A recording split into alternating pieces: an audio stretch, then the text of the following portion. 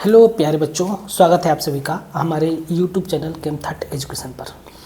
दोस्तों, आज के इस वीडियो में हम सभी लोग आयोनाइजेशन आइसोमर और इसके साथ साथ हाइड्रेट आइसोमर के ऊपर हम लोग लगभग 50 क्वेश्चन के ऊपर डिस्कस करेंगे कि ये आइसोमर होता क्या है।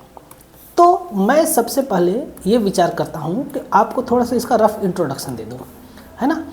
आइसोमर ये शब्द अपने आप में बहुत बड़े शब्द है, जिसका मतलब होता है कि कोई भी कंपाउंड का molecular formula and chemical formula, simple भाषा में सिर्फ मॉलिक्यूलर फार्मूला भी कह सकते हैं, सेम होना चाहिए कोई भी दो कंपाउंड के बीच में। किसके बीच में? टू कंपाउंड्स के बीच में।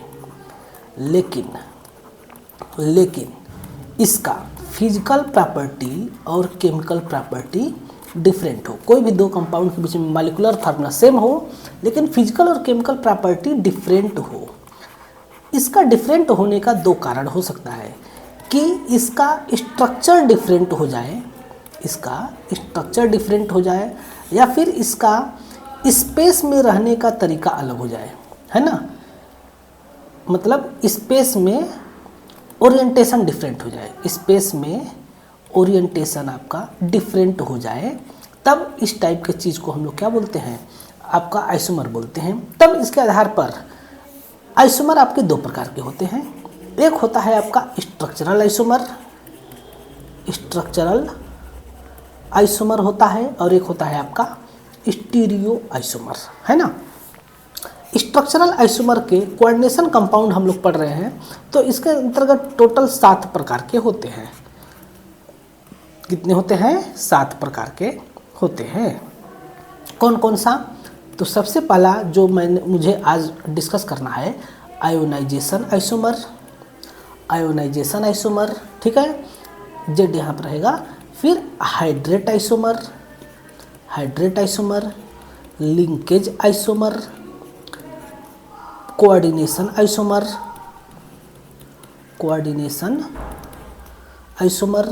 इसके बाद फिर आता है कोऑर्डिनेशन पोजीशन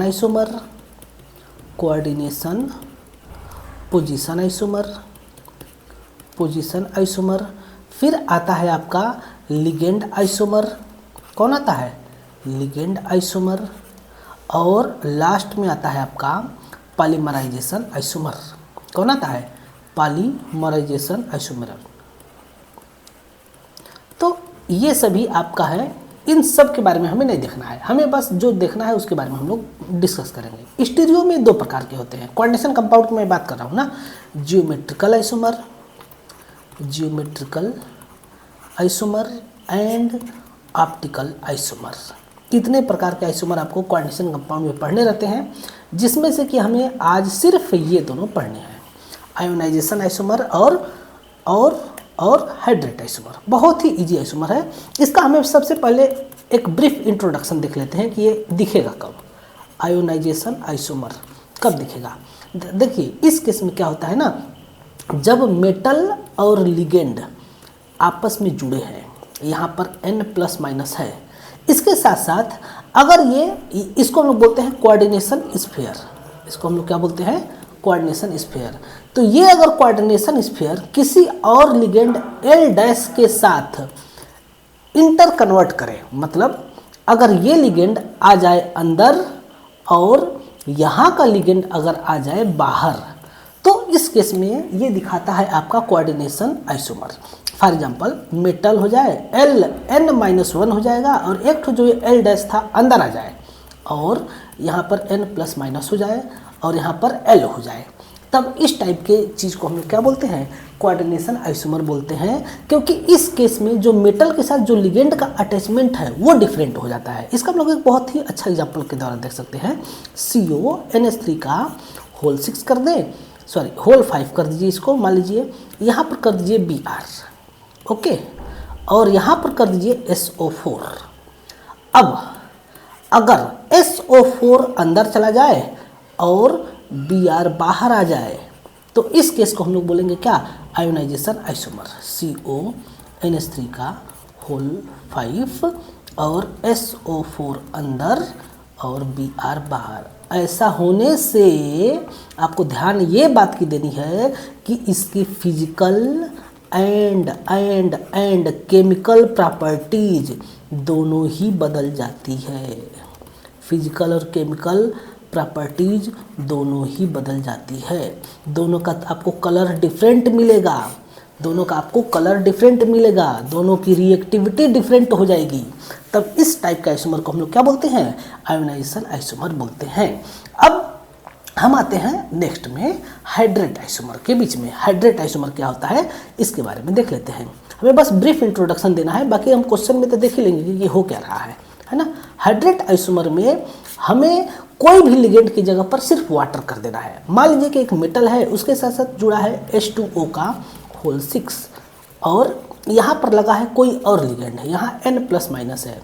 अब इसका जो नेक्स्ट कंपाउंड हो उसमें एक ये जो लिगेंड बाहर है, ये लिगेंड अगर अंदर चला जाए, और एक वाटर बाहर निकल जाए, MH2O का होल 5 हो जाए और कोऑर्डिनेशन स्फीयर के अंदर लिगेंड चला जाए और N+- हो जाए, ये वाटर बाहर, तब इस टाइप के जो आइसोमर होते हैं ना, उसको हम लोग क्या बोलते हैं? उसको हम लोग बोलते हैं हाइड्रेट आइसोमर। आया समझ में ना? अब हम लोग क्वेश्चन देखते हैं। पहला क्वेश्चन दिया है, which pair of the complex show ionisation isomerism? कौन सा इसमें से आयोनाइजेशन आइसोमर शो करेगा? ए वाला ऑप्शन में अगर देखें, तब ए वाला ऑप्शन शायद मैंने यही आपको समझाने के लिए भी लिया था, तो आप लोग अभी देख सकते हैं यहाँ पर Br, यहाँ SO4, बाकी इधर NH3 का होल 5, और यहाँ पर अब अंदर में SO4 हो गया, बाहर Br हो गया, यानी कि कोऑर्डिनेशन स्फीयर और आयोनाइजेशन स्फीयर के बीच में क्या हो रहा है? ये जो सल्फेट है घूम फिर रहा है ना। इस केस में देखिए, अगर हम थोड़ा सा और ब्रीफ में, मतलब कि और अच्छे से अगर समझना चाहें, तो हम लोग देख सकते हैं कि पहले वाले केस में आपका कोऑर्डिनेशन स्फीयर पर कितना प्लस चार्ज है? 2 प्लस, और दूसरे वाले केस में 1 प्लस चार्ज है। तो आयन का चेंजिंग हो रहा है ना, मॉलिक्यूलर फार्मूला दोनों का सेम है ना, केमिकल फार्मूला भी सेम है, लेकिन आयन का चेंज होने के चलते और मेटल के साथ लिगेंड की कनेक्टिविटी डिफरेंट होने के चलते इसकी फिजिकल और केमिकल प्रॉपर्टी क्या हो जा रही है? बदल जा रही है। पहले वाले में अगर आप लोग देखेंगे तो इस केस में जो है कि आपका कोबाल्ट के साथ Br लगा हुआ है और इस केस में कोबाल्ट के साथ SO4 लगा हुआ है, तो क्या करेगा? आयोनाइजेशन आइसोमर शो करेगा। नेक्स्ट वाले केस में देखें, तब इस केस में तो मॉलिक्यूलर फार्मूला ही नहीं सेम है, बी वाले केस में मॉलिक्यूलर फार्मूला ही डिफरेंट है ना। देख सकते हैं यहाँ पर CONH3 का होल 6 Cl3 है, 6 अमोनिया 3 क्लोरीन और 1 कोबाल्ट है। इस केस में 3 अमोनिया 3 क्लोरीन है, ये तो होगा ही नहीं। इस केस में अगर हम लोग देखें तो इस केस में क्या कहते हैं, कंपाउंड ही डिफरेंट है भाई, हमें कंपाउंड सेम चाहिए। कहाँ से ये सब ऑप्शन दे रहा है ना। इस केस में अगर हम लोग देखें तो क्या बोल सकते हैं, इस केस में भी आपका कंपाउंड डिफरेंट हो जाएगा। इसमें 3 क्लोरीन, इसमें भी 3 क्लोरीन, लेकिन यहाँ पर 5 ही अमोनिया, यहाँ 6 अमोनिया, नहीं होगा, है ना। इस प्रकार से देखिए, नेक्स्ट क्वेश्चन दिया है आपका, ionisation isomerism arises. Ionisation isomer कब एराइज होता है? लिगेंड चेंज डेंटिसिटी, क्या लिगेंड का डेंटिसिटी चेंज हो जाए, अर्थात मोनो बाई ट्राई टेट्रा इस टाइप का हो, या फिर ligand and counter ion. Counter ion का मतलब जो बाहर में आयन है ना, उसकी बात हो रही है। Ligand and counter ion exchange position, तो हाँ ये वाला ऑप्शन सही हो जाएगा। लिगेंड और काउंटर आयन क्या हो जाए? अपना पोजीशन चेंज करे। और दूसरा, हाइड्रेशन नंबर चेंजेस, नहीं हाइड्रेशन नंबर चेंज होगा, नहीं हाइड्रेशन नंबर चेंज किस में होता है? हाइड्रेट आइसोमर में होता है, जो कि हम लोग अभी थोड़ी देर में देखेंगे, है ना। ऑक्सीडेशन स्टेट चेंज, ना, मेटल का ऑक्सीडेशन स्टेट नहीं चेंज होगा, मेटल का ऑक्सीडेशन स्टेट जो है वही रहेगा। ध्यान में रखेंगे इस बात को। यहाँ पर जो ये मेटल है ना, इसका ऑक्सीडेशन स्टेट यहाँ पर भी +3 है और यहाँ पर भी +3 है, वो चीज़ नहीं बदलेगा, आप लोग को पता होना चाहिए, है ना। Next question, which one show ionisation isomerism? कौन सा इसमें से आयोनाइजेशन आइसोमेरिज्म शो करेगा? हमारे बताने से पहले बताइए। देखिए, पहले वाले केस में ये आयोनाइजेशन आइसोमर नहीं शो करेगा, ये शो करेगा कोऑर्डिनेशन आइसोमर, है ना। ये शो करेगा कोऑर्डिनेशन आइसोमर। कैसे शो करेगा आप लोग जानते होंगे, जो बच्चे पढ़े लिखे हैं वो लोग जानते होंगे। इस केस में देखिए, इस केस में यहाँ पर बी वाला ऑप्शन छोड़ते हैं, थोड़ा सा इसमें मिस प्रिंटिंग है, अभी इसको सही करते हैं। यहाँ पर ये कंपाउंड ही दूसरा है, जब कंपाउंड ही दूसरा है तो ये शो ही नहीं करेगा। इस केस में ये कंपाउंड ही दूसरा है, बी वाला ऑप्शन होगा, लेकिन इसके अंदर जो है थोड़ी सी कमी है। क्या कमी है कि यहाँ पर CONH3 का होल 5 एक Cl अंदर होना चाहिए था, बाकी एक NO2 और Cl इस टाइप का चीज़ें होनी चाहिए थी, है ना, जो कि नहीं है। तो इस केस में बी वाला ऑप्शन होगा, लेकिन थोड़ा सा इसके ऑप्शंस में सही से नहीं किया था, ठीक है। अब देखिए, which are the following ionisation isomer liberate Br- in solution, कौन से कंपाउंड में से Br- वाटर के अंदर लिबरेट करेगा, तो जिसमें Br- कोऑर्डिनेशन स्फीयर से बाहर है वही लिबरेट करेगा। यानी जब इसके अंदर वाटर में इसको डिजॉल्व करेंगे ना, तब ये किस रूप में ब्रेक हो जाएगा, CONH3 का होल 5 SO4 और इसके बाद यहाँ पर एक प्लस Br-, ये इस प्रकार से ये लिबरेट करेगा, ठीक है। इसका ऑप्शन क्या हो जाएगा, चौथा का ऑप्शन बी हो जाएगा, ठीक है। इसमें ये क्या लिबरेट करेगा, ये सल्फेट आयन लिबरेट करेगा, ये भी सल्फेट आयन, ये क्लोराइड आयन लिबरेट करेगा, है ना। Br- पूछा है तो वो ऑप्शन हो जाएगा। Which complex pair will produce different colours arises due to ionization isomerism, कौन सा कम्प्लेक्स जो है कि डिफरेंट प्रकार के कलर प्रोड्यूस करेगा आयोनाइजेशन आइसोमेरिज्म में। तो आपका ये तीसरा वाला क्वेश्चन ही है, फिर से मिस्टेक कर दिया है, यहाँ पर ये Cl होगा, यहाँ NO2 होगा और ये आपका Cl होगा, ए वाला ऑप्शन हो जाएगा, जो कि क्या करेगा, डिफरेंट प्रकार का कलर प्रोड्यूस करेगा आयोनाइजेशन आइसोमेरिज्म के अंदर, ठीक है। ये वाला ऑप्शन जो है कि आपका क्या हो जाएगा, NiH2 Cl2, और ये तो कंपाउंड ही डिफरेंट हो गया ना, ये भी कंपाउंड डिफरेंट हो गया, इसमें तो आइसोमर बनेगा ही नहीं, कहाँ से बात कर रहा है, ये एक ही कंपाउंड है, दो डिफरेंट कंपाउंड होने चाहिए। Correct example of ionisation isomerism is, ये सिस है तो जाहिर सी बात है ट्रांस होगा, ये Cl Br Cl2, इसमें देखिए एक Cl 2 Br, यहाँ पर एक Br 2 Cl नहीं होगा, है ना। यहाँ पर देखेंगे 6 अमोनिया 3 क्लोरीन 3 अमोनिया ना, यहाँ पर SO4 अंदर और Cl2 एक second, FeH2 SO4 FeH2 Cl2, इसमें से कोई भी ऑप्शन नहीं होगा भाई, है कि नहीं। इस केस में 6 नंबर क्वेश्चन में कोई भी ऑप्शन नहीं होगा। अगर ये ऑप्शन होता तब यहाँ से 2 को हटाओगे और यहाँ से अगर Cl को हटाओगे, यहाँ से दोनों जगह से 2 को हटा देंगे ना, तब ये जो है कि ए वाला ऑप्शन हो जाएगा, मतलब कि बी वाला ऑप्शन हो जाएगा। बी वाला ऑप्शन को सही करने के लिए हमको क्या करना पड़ेगा, यहाँ से 2 को मिटाना पड़ेगा, यहाँ से 2 को मिटा दीजिए, इसके बाद फिर क्या हो जाएगा, 2 को मिटाने के बाद ये वाला आपका आयोनाइजेशन आइसोमर शो करेगा, बी वाला क्या हो जाएगा, तब आपका आयोनाइजेशन आइसोमर शो कर देगा। कितना प्यारा क्वेश्चन था, है कि नहीं। लेकिन हाँ, थोड़ा सा मिस्टेक कर दिया था तो हम लोग उसको क्षमा कर देंगे। 7वां नंबर क्वेश्चन दिया है, which of the following will give NO2- ion NO2- in qualitative analysis, qualitative analysis में कौन सा NO2- का टेस्ट देगा, है ना। तो इस केस में वो कंपाउंड देगा जिसके अंदर NO2 है, सिंपल सी बात है। इसको हम लोग दूसरी भाषा में बोलते हैं, एक और बात बोलते हैं Griess test, GREISS, Griess test, या फिर इसी को हम लोग बोलते हैं ब्राउन रिंग टेस्ट, इसी को हम लोग बोलते हैं ब्राउन रिंग टेस्ट। यह एक केमिस्ट्री का प्रैक्टिकल है, जो बच्चे जानते होंगे वो जानते होंगे, वरना हम बाद में फ्यूचर में एक्सप्लेन करेंगे। इस केस में वो कंपाउंड देगा जिसके अंदर NO2 है।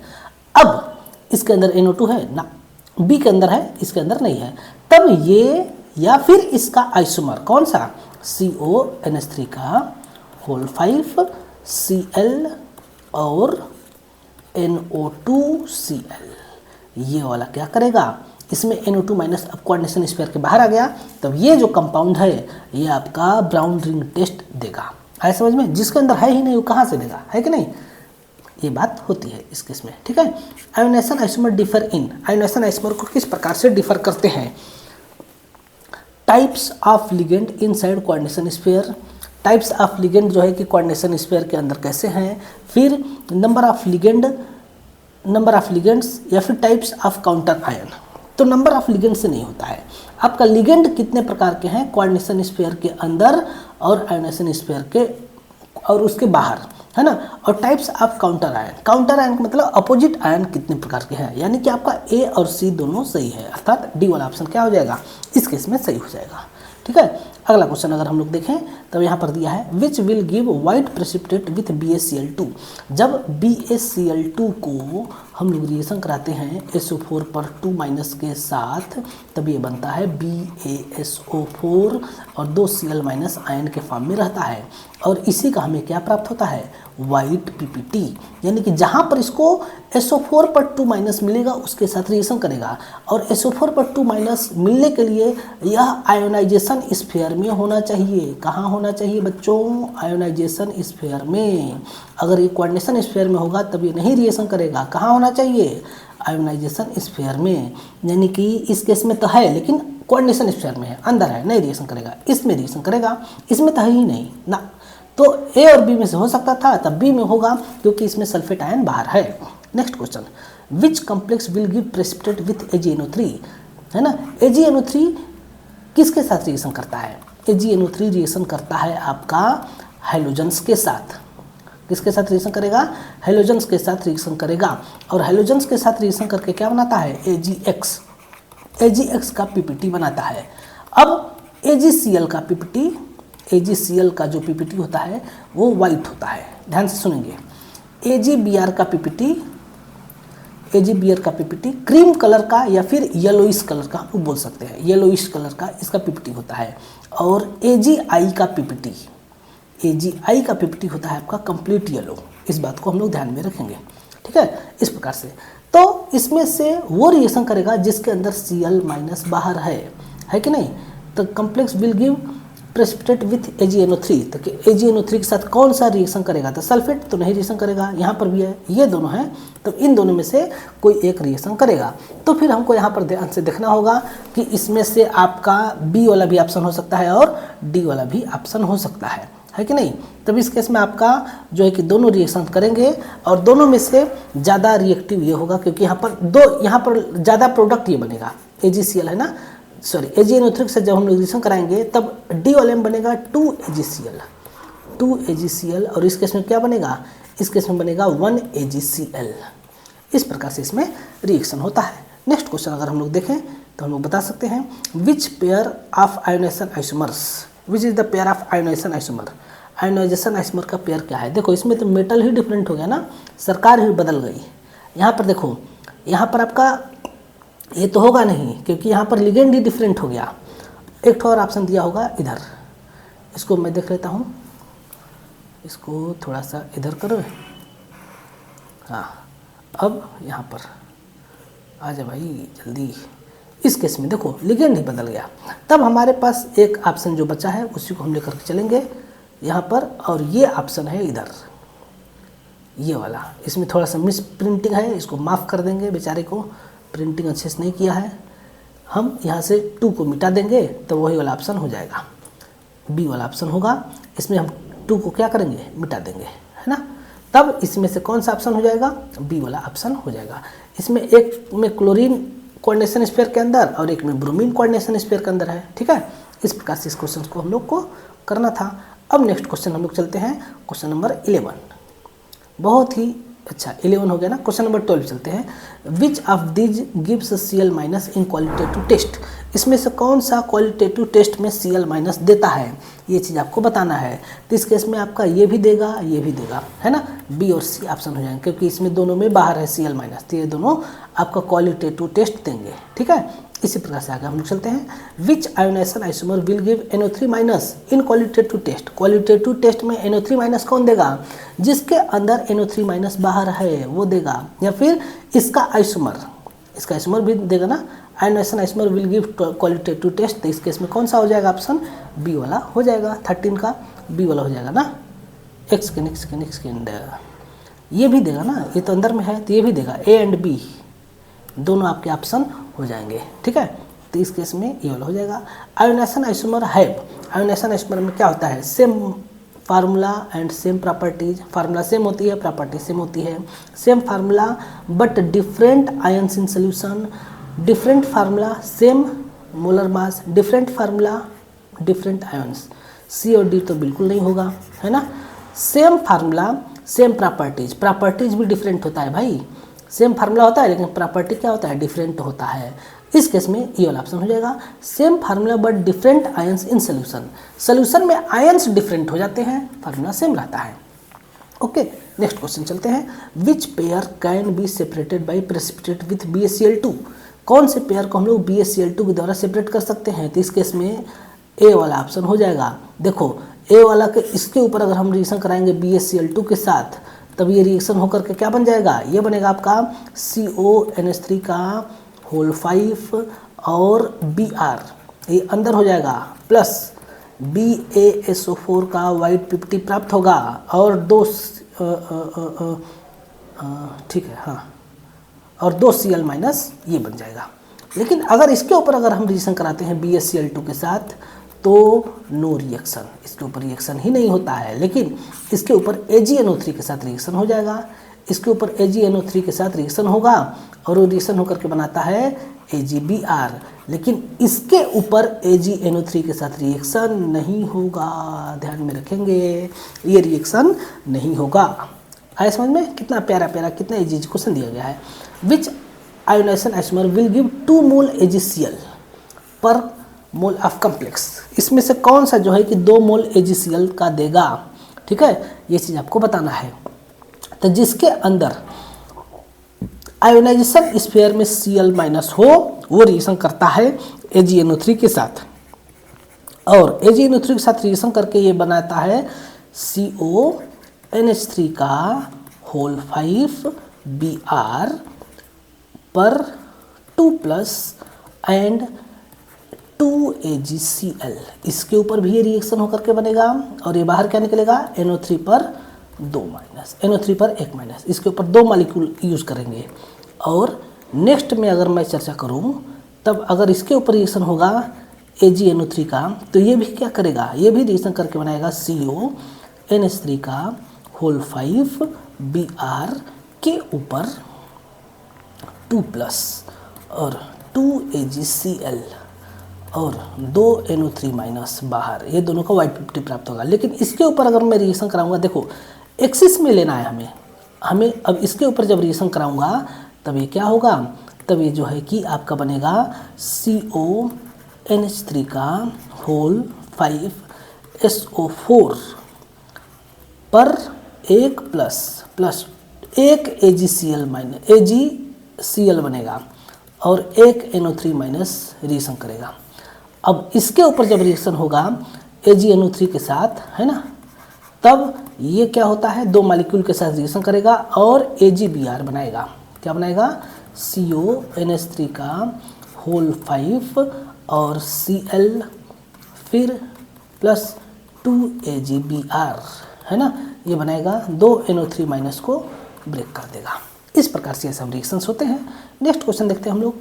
CONH3 का whole 5 Cl2 in aqueous solution gives, जब इसके ऊपर रिएक्शन होता है, सॉरी, ये एक्वस सोल्यूशन में क्या देगा?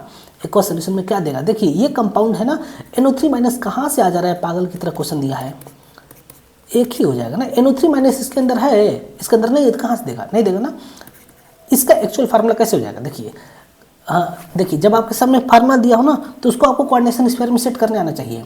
तो आपको जानकारी के लिए बता दूं, NH3 का मतलब कि बॉन्डिंग बहुत ही अच्छा होता है किसी भी मेटल के साथ, तब ये इस प्रकार से कंपाउंड रहेगा। अब जब इसके अंदर हम एक्वस सोल्यूशन यानी कि वाटर के अंदर जब डिजॉल्व करेंगे, तब ये ब्रेक हो जाता है किस रूप में?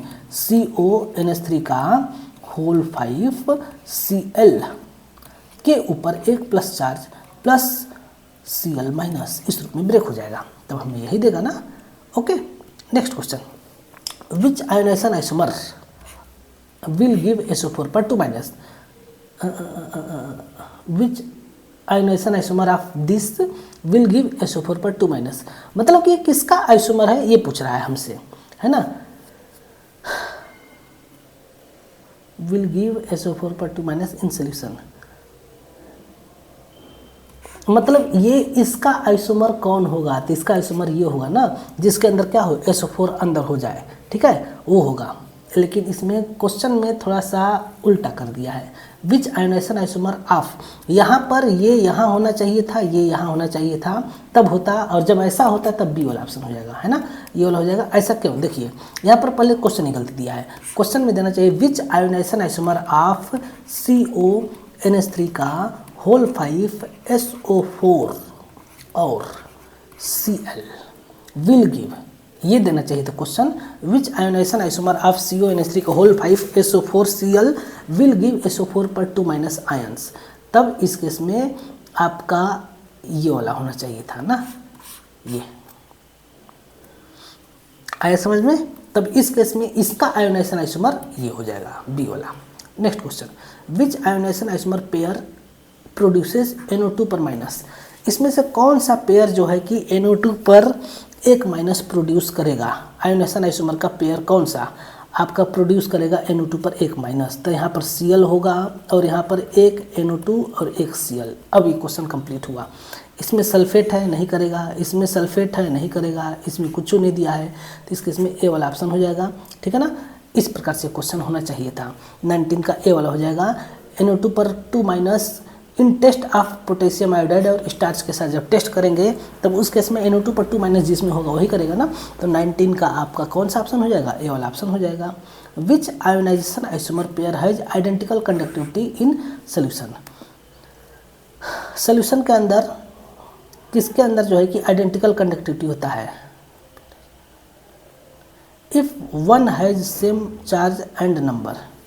हाँ, कब इसकी आइडेंटिकल कंडक्टिविटी होगी, तब थोड़ा सा इसके ऊपर हमें चर्चा करना होगा।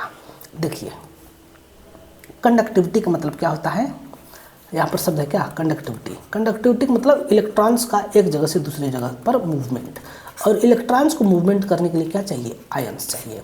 तो जब आयोनाइजेशन आइसोमर हम लोग अगर ले रहे हैं तो उस केस में हमें क्या प्राप्त हो रहा है, हमें प्राप्त हो रहा है आयंस।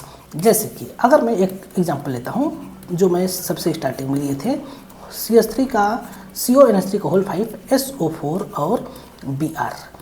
अगर ये आयोनाइजेशन आइसोमर है तब इस केस में यह किस रूप में है, अगर इसका हम आइसोमर लेते क्या बन जाएगा, CONH3 का होल 5 Br और इस केस में SO4।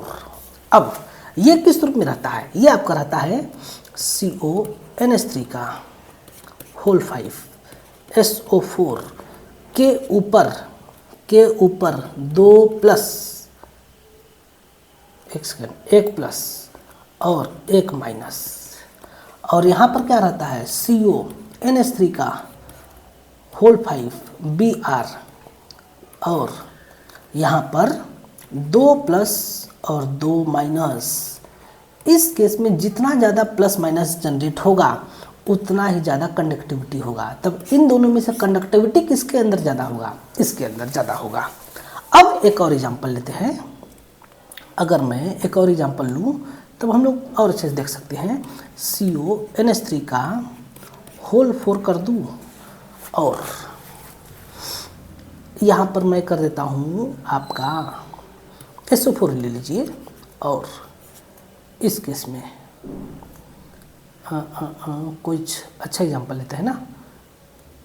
हाँ, यहाँ पर करते हैं Br और यहाँ 5 करते हैं, यहाँ 5 करिए, यहाँ Br कर दीजिए और यहाँ Cl कर दीजिए। अब ये किस रूप में आयोनाइजेशन आइसोमर दिखाएगा, CONH3 का होल 5 Cl और इसके बाद Br। इस केस में ये ब्रेक होता है किस रूप में, कोऑर्डिनेशन स्फीयर के ऊपर हो जाएगा प्लस और यहाँ पर हो जाएगा Cl पर माइनस, और इसके अंदर भी कोऑर्डिनेशन स्फीयर पर हो जाएगा प्लस और Br माइनस। तब इसके अंदर कंडक्टिविटी और नंबर ऑफ आयंस सेम है। इसके अंदर देखिए नंबर ऑफ आयंस तो डिफरेंट हो गए ना, तो जिसके कारण से इसमें कंडक्टिविटी क्या होगी, बराबर होगी, लेकिन इसके अंदर कंडक्टिविटी डिफरेंट हो जाएगा। तो वही चीज़ आप में क्वेश्चन पूछा है कि which ionisation isomer has identical conductivity. Identical conductivity कब होगा, ऑलवेज हमेशा होगा, नेवर कभी नहीं होगा, समटाइम्स कभी कभी होगा, या फिर only if ions have same charge and number. जब उसके अंदर चार्ज और नंबर जब सेम होगा तभी उसकी कंडक्टिविटी भी क्या होगी, सेम होगी। ठीक है, तो इस केस में डी वाला ऑप्शन होगा। ये बात नोट करके रखेंगे, आगे काम देगा। ठीक है, नेक्स्ट क्वेश्चन देखते हैं। Which complex will give maximum number of ions, कौन सा जो है कि मैक्सिमम नंबर ऑफ आयंस देगा। तब इस केस में अगर मैं ए वाले को ब्रेक करूंगा तो क्या देगा, CONH3 का आ गया वही कंडक्टिविटी का, जिसके अंदर जितना आयंस उतनी ही उसकी क्या होगी, कंडक्टिविटी होगी। NH3 का whole 6 3 plus plus 3Cl minus. इसके अंदर कितने आयंस है? इसके अंदर है आपका 4 आयंस, 3 Cl माइनस और एक ये, इसके अंदर 4 आयंस है। ठीक है, अगर इसको मैं ब्रेक करूँगा तब ये क्या बनेगा? जब मैं इसको ब्रेक करूँगा तब ये बनेगा CO, ये दिख नहीं रहा है, दूसरा पेन लेता हूँ, CO NH3 का होल 5 Cl और इसके ऊपर आ जाएगा 2 प्लस और 2Cl माइनस। तब इसके अंदर कितने आयंस हो जाएंगे? इसके अंदर हो जाएंगे 3 आयंस। इसी प्रकार से अगर मैं अगला को ब्रेक करूं तब ये क्या हो जाएगा?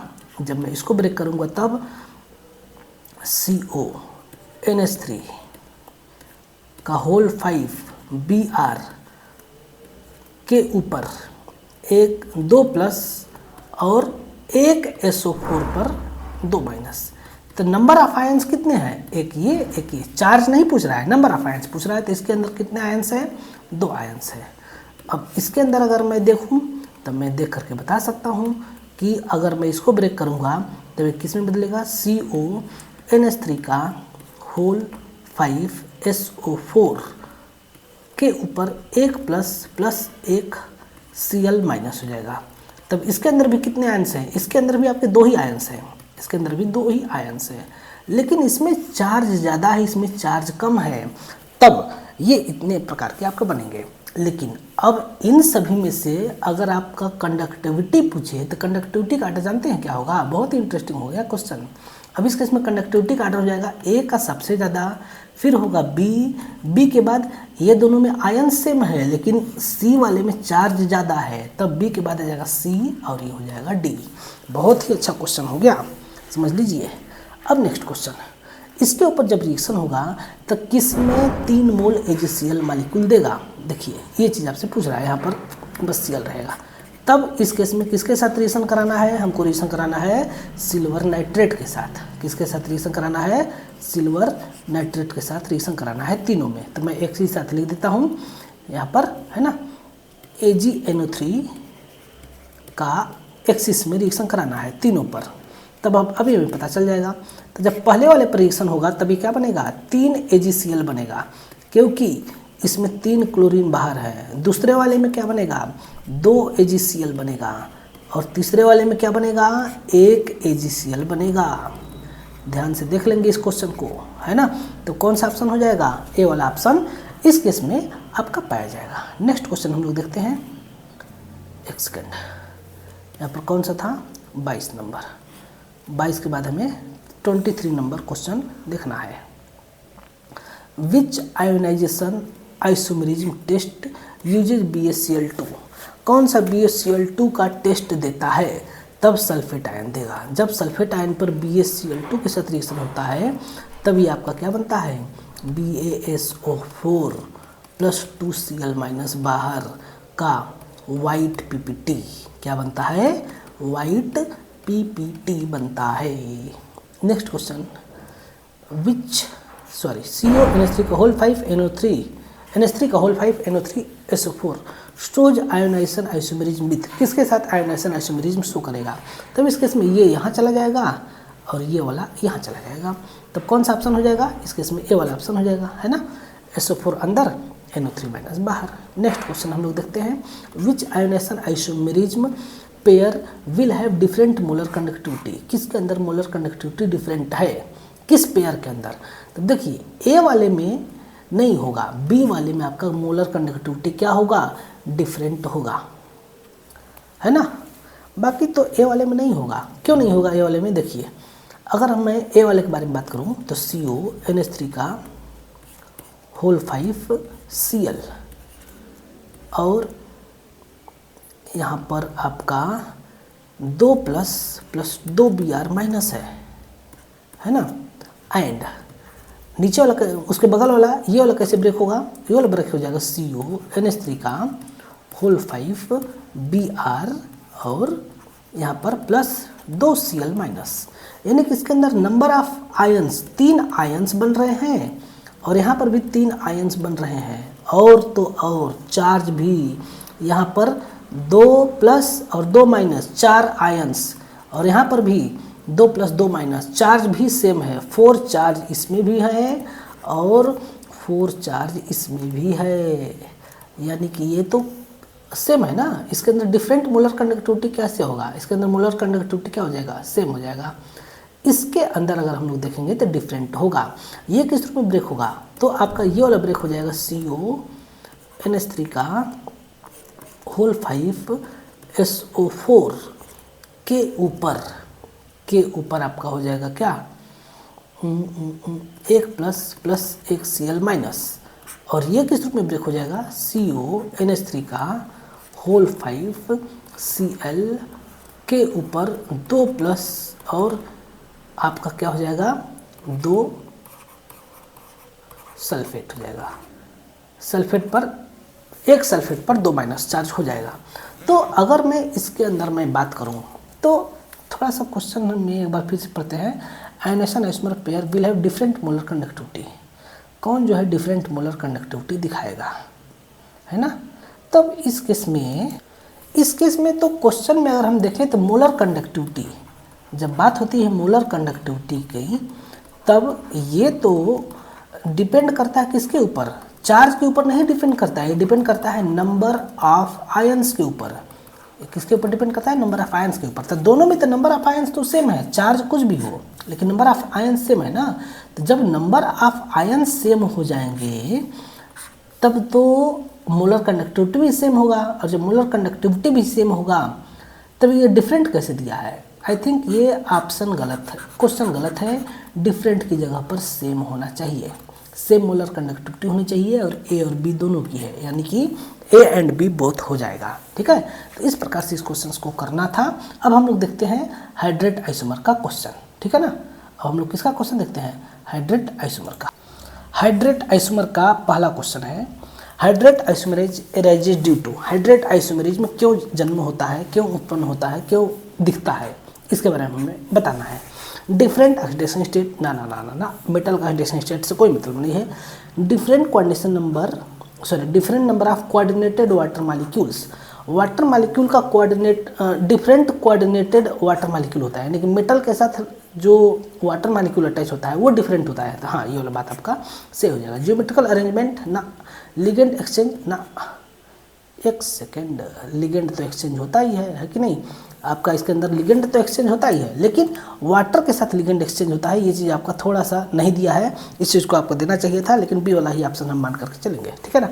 अब which of the following shows hydrate isomerism, इसमें से कौन सा आपका हाइड्रेट आइसोमेरिज्म शो करता है। तो इसमें सभी के सभी शो करते हैं। इस केस में H2O शो करता है, पूछा है ना, तो इसमें जो है कि ये एक ठो दिया है, तो दूसरा वाला सभी हो जाएंगे, 3 हो जाएंगे। इसमें एक H2O बाहर, एक Cl अंदर, यानी कि या फिर 2 H2O बाहर 2 Cl अंदर, या फिर 3 H2O बाहर 3 Cl अंदर, तीनों कंडीशन हो सकता है। इस केस में ये Cl बाहर H2O अंदर, इस केस में कोई एक Cl बाहर दोनों H2O अंदर, यानी दोनों, या फिर दोनों Cl बाहर एक H2O अंदर। तो ये जो है कि ऑप्शन हो जाएगा। ठीक है ना। अब इसके बाद फिर नेक्स्ट क्वेश्चन हम लोग देखते हैं, which pair of hydrate isomers, यानी कि इसमें से कौन सा हाइड्रेट आइसोमर का पेयर है। तो इसमें तो ये डी होगा ना, इसमें आपका नहीं होगा क्योंकि लिगेंड ही अलग हो गया, इसमें आपका नहीं होगा, है कि नहीं, वाटर है ये नहीं, तो कहाँ से होगा।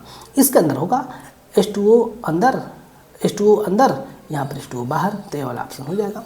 नेक्स्ट क्वेश्चन देखते हैं, which hydrate isomers water molecule में have, in hydrate isomer water molecule में have inside the coordination sphere, outside the coordination sphere, both वाला ऑप्शन हो जाएगा, बोथ एंड बी, यानी कि इनसाइड भी हो सकता है और आउटसाइड भी हो सकता है, ध्यान में रखेंगे। ठीक है ना। तो इस केस में सी वाला ऑप्शन हो जाएगा।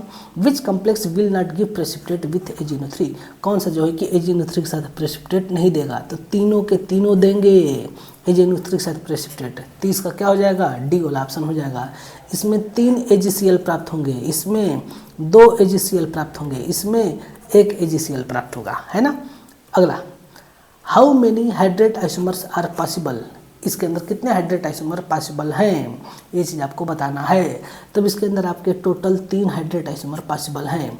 कैसे, तो देखिए ये मॉलिक्यूल एक्चुअल में इस प्रकार से है, CrH2O का होल 6 और यहाँ पर 3 Cl, इस प्रकार से है ये मॉलिक्यूल है। तो इसमें से एक बार में एक H2O बाहर, दूसरी बार में दूसरा H2O, तीसरी बार में तीसरा H2O बाहर हो जाएंगे और Cl क्रमशः अंदर चलते चले जाएंगे। इसका पूछा है, इसका कितने आइसोमर होंगे, तब एक तो दे दिया है ना, तब इसका बनेगा Cr। चलिए मैं बना देता हूँ, H2O का होल 5 और Cl, एक सेकेंड, Cl अंदर, फिर Cl2 और H2O, एक ये बन जाएगा। अगला क्या बन जाएगा, Cr H2O का होल 4 Cl2 और Cl अंदर 2 H2O, ये हो जाएगा तीसरा।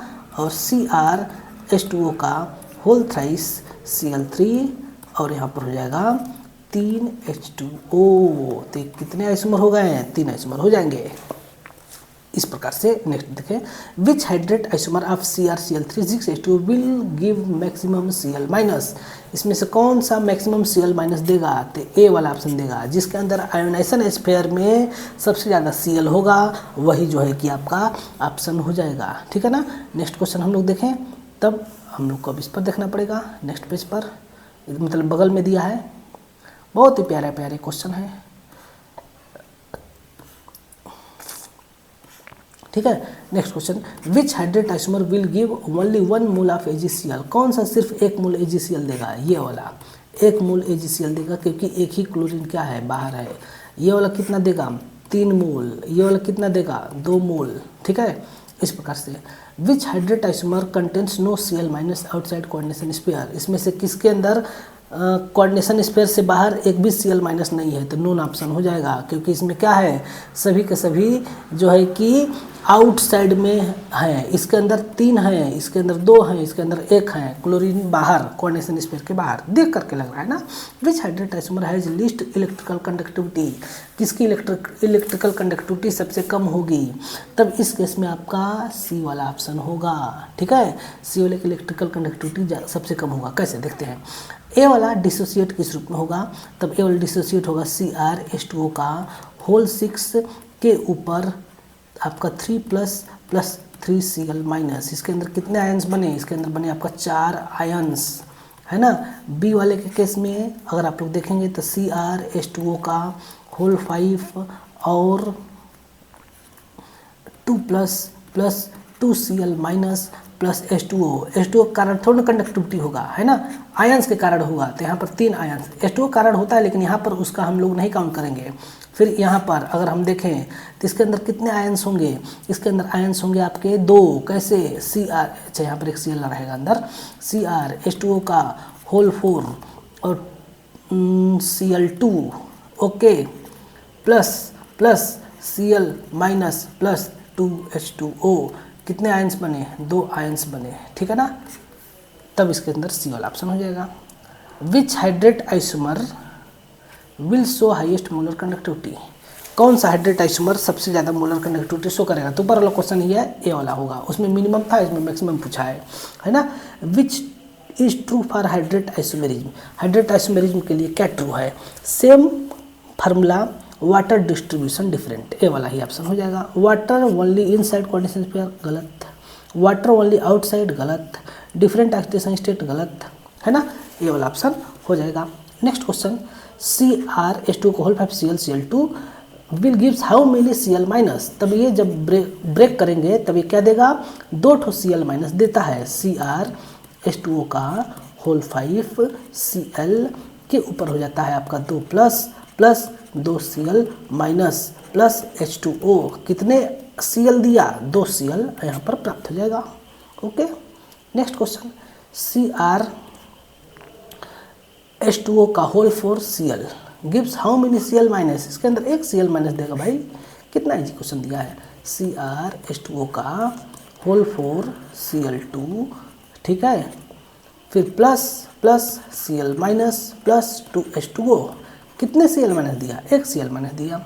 Which is the hydrate isomer of, इसका हाइड्रेट आइसोमर कौन सा है, ये भी है ना। एक बार देखिए, ए वाला ऑप्शन में क्या किया है, 2 Cl अंदर और 2 H2O बाहर, एक सेकेंड यहाँ पर, एक Cl अंदर किया है, 1 H2O बाहर किया है ए वाले में, और बी वाले में 2 Cl अंदर किया है और 2 H2O बाहर किया है, यानी कि both A and B option हो जाएगा। ठीक है, इस प्रकार से क्वेश्चन करना था। Which hydrate isomer has maximum water outside, किसके अंदर मैक्सिमम वाटर मालिक्यूल है बाहर से। देखिए कोऑर्डिनेशन स्फीयर के बाहर इसके अंदर 0, इसके अंदर 1, इसके अंदर 2, तो कौन सा ऑप्शन हो जाएगा? सी वाला ऑप्शन हो जाएगा। Which hydrate isomer will have no coordinated C L ligand, किसके अंदर कोऑर्डिनेटेड सीएल लिगेंड नहीं है, यानी कि किसके अंदर सीएल कोऑर्डिनेट बांड नहीं बनाया है मेटल के साथ, यानी कि मेटल और सीएल का बांड किसके अंदर नहीं है। तब जिसके अंदर सीएल कोऑर्डिनेशन स्फीयर के अंदर नहीं है वही वाला ऑप्शन होगा। तो ए वाला ऑप्शन में तीनों सीएल कोऑर्डिनेशन स्फीयर के बाहर हैं, जिसके चलते कि ये मेटल के साथ कोऑर्डिनेट बांड नहीं बनाएगा। ठीक है, next question, which will not show hydrate isomerism, कौन सा इसमें से हाइड्रेट आइसोमरिज्म नहीं शो करेगा? तो जिसके अंदर वाटर नहीं है वो कहाँ से शो करेगा?